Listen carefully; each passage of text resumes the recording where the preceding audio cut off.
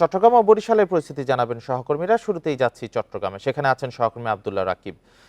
রাকিব, চট্টগ্রামে অস্ত্র উদ্ধার অভিযানের অগ্রগতি কতটুকু, এখনো কি পরিমাণ অস্ত্র উদ্ধার বাকি রয়েছে?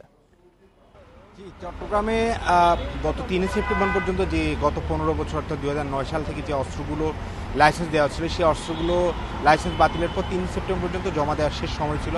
এবং সেই সময় পর্যন্ত আমরা দেখেছি চট্টগ্রাম নগরী এবং জেলার যে থানাগুলো আছে, সেই থানাগুলোতে অস্ত্র দেওয়ার সময় দেওয়া হলো। সেখানে ৭২৫টি অস্ত্রের মধ্যে জমা পড়েছে ৬৫২টি, অর্থাৎ এখনও প্রায় ৭৩টি অস্ত্র জমা পড়েনি। ফলে যে অস্ত্রগুলো জমা পড়েনি তার বেশিরভাগই স্থানীয় আওয়ামী লীগের বা অঙ্গ সংগঠনের নেতাকর্মীদের। পাশাপাশি আমরা দেখেছি সাবেক শিক্ষামন্ত্রী যিনি ছিলেন নওফেল, সেই নওফেলের অস্ত্র, ২টি অস্ত্র, এছাড়া ২ সংসদ সদস্যের অস্ত্র, সেগুলো এখনও জমা পড়েনি। এছাড়া আমরা দেখেছি ক্ষমতাসীন যে সরকার ছিলেন তখন, সেই সময় এমপি মন্ত্রীরা ছাড়াও জাতীয় পার্টির কয়েকজন নেতাও আসলে তাদের জমা যে লাইসেন্সকৃত অস্ত্র, সেই লাইসেন্সকৃত অস্ত্রের লাইসেন্স বাতিল করা হলো, তারা সেই অস্ত্র এখনও জমা দেননি।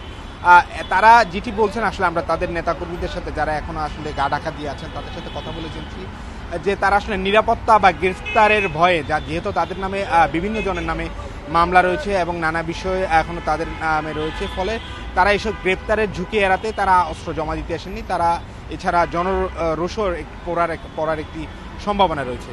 তো সব মিলিয়ে এই যে অস্ত্রগুলো জমা পড়েনি বেশিরভাগই হচ্ছে এই রাজনৈতিক নেতাদের, পাশাপাশি কিছু অস্ত্র ব্যবসায়ীদের রয়েছে, তারাও আসলে জমা দেননি। ফলে এই অস্ত্রগুলো উদ্ধারে পুলিশ তার বা যৌথ বাহিনী যে অভিযান, সে অভিযান অব্যাহত রেখেছে। তবে অস্ত্র উদ্ধারের যে গতি বা ফলাফল, সেটি একেবারে সন্তোষজনক নয় বলছেন নিরাপত্তা বিশ্লেষকরা। তবে পুলিশ, আপনি সাথেই থাকবেন। এবার বরিশাল থেকে জানাবেন সহকর্মী মুরাদ আহমেদ। মুরাদ, বরিশালে অস্ত্র উদ্ধার অভিযানের অগ্রগতি কতটুকু, কি পরিমাণ অস্ত্র উদ্ধার হয়েছে, আর যেগুলো এখনো খোয়া গেছে বা খোয়া আছে, এতে কি আইন শৃঙ্খলা পরিস্থিতি অবনতির কোনো শঙ্কা আছে কিনা? শুনুন, বরিশালে মোট ১৯৫টি অস্ত্র ২০০৯ সাল থেকে গত ১৫ বছরে ইস্যু হয়েছিল। এর মধ্যে ১৮৪টি উদ্ধার হয়েছে, ১১টি উদ্ধার হয়নি। একটা মজার ব্যাপার হলো, বরিশাল মহানগরের ৩টি উদ্ধার হয়নি। একটি হলো একজন রাজনৈতিক নেতার ছেলে, আর উনি এখন পলাতক অবস্থায় রয়েছেন সপরিবারে। বাকি দুটি যে কার, এটুকু পাওয়া গেছে, কিন্তু তারা যে কোথায় থাকে এই ঠিকানা কেউ জানে না। এখন এই নিয়ে দৌড়াদৌড়ি শুরু হয়েছে যে আসলে ইস্যু কে করেছিল, কে এই তদন্ত করেছিল, কে স্বীকৃতি দিয়েছিল, সবকিছু মিলিয়ে একটা হযবরল অবস্থার মধ্যে বরিশাল মহানগরী দুটি অস্ত্র রয়েছে এবং এটি উদ্ধারও প্রায় অনিশ্চিত। এই জন্য যে এদের ঠিকানায় গিয়ে কাউকেই আসলে পাওয়া যায়নি, অর্থাৎ এই ধরনের কেউ এখানে থাকেন না। এইভাবে অস্ত্র গিয়েছে গত ৯ বছরে।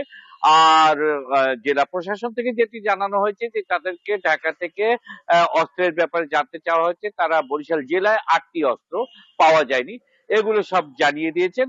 আর পরবর্তীতে ঢাকা থেকে নির্দেশ আসার পর আরেকটা সার্চ হবে, সার্চ হওয়ার পরপরই হয়তো যৌথ বাহিনী এই অস্ত্র উদ্ধার অভিযানে নামবে। এই হচ্ছে এখানকার মানে এই ১৫ বছরের ইতিহাস। এদিকে এর আগ পর্যন্ত প্রায় ৬৬৯ অর্থাৎ ৬৬৯টি অস্ত্র, আপনি জানেন যে ৫ ধরনের অস্ত্র বরাদ্দ হয়ে থাকে। এই অস্ত্রগুলো কিন্তু বরাদ্দ হয়েছে। আর এগুলোর কিছু অস্ত্র কেউ হজে যায়, কেউ এখানে যায়, সেখানে যায়, থানায় রেখেও যায়।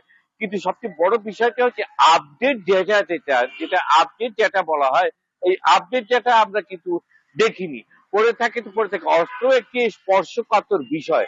এই স্পর্শকাতর বিষয়টিকে কিন্তু কাতর বিষয় হিসাবে আমার মনে হয়নি। আমি এই যাবৎকালে এই অস্ত্র নিয়ে কাজ করেছি, এই নিউজগুলো নিয়ে, আমার মনে হয়নি কেউ একটা কাতর হিসাবে গুরুত্ব দিয়েছে।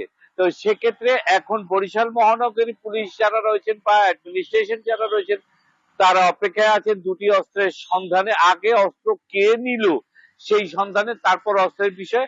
আর জেলার যারা রয়েছেন তারা ৮টি অস্ত্র পাচ্ছেন না। তারা দাবি করছেন যে হয়তো অন্য থানায় এগুলো জমা হতে পারে, এখন পর্যন্ত কাগজপত্র নাও আসতে পারে। কিন্তু আমি যতটুকু জেনেছি, যে থানায় যেভাবে যে অস্ত্র জমা হয়েছে তার কাগজগুলো বা মেইলগুলো ইতিমধ্যে ট্রান্সফার হয়ে গেছে।